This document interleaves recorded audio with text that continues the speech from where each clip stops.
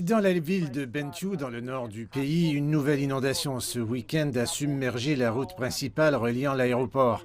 Beaucoup sont maintenant pris au piège car les inondations ont rendu les déplacements impossibles pour les membres de la communauté et les casques bleus. C'est la troisième année consécutive que la plupart des régions du Soudan du Sud sont inondées. Il y a des pics de cas de paludisme, de morsures de serpents et de diarrhée selon Médecins sans frontières. Les femmes, les personnes âgées et les enfants sont les plus touchés.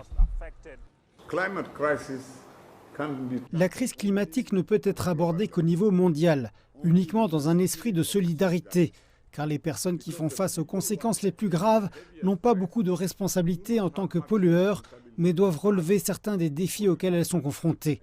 Elles ont donc besoin d'aide, elles ont besoin de soutien et elles ont besoin d'un mécanisme de solidarité internationale.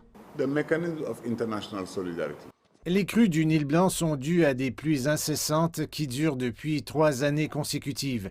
Le gouvernement du Soudan du Sud affirme qu'il y a également des crues sur le Nil Bleu, ce qui bloque l'écoulement de l'eau du Nil Blanc dans les cultures du Nil et du bétail a été emporté. Le gouvernement affirme que la pollution provenant des champs de pétrole tue le bétail restant.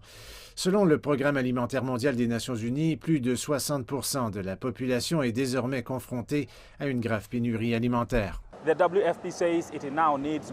PAM dit qu'il a maintenant besoin de plus de fonds pour fournir une aide alimentaire. Le gouvernement exhorte également les travailleurs humanitaires à fournir un secours indispensable aux personnes déplacées.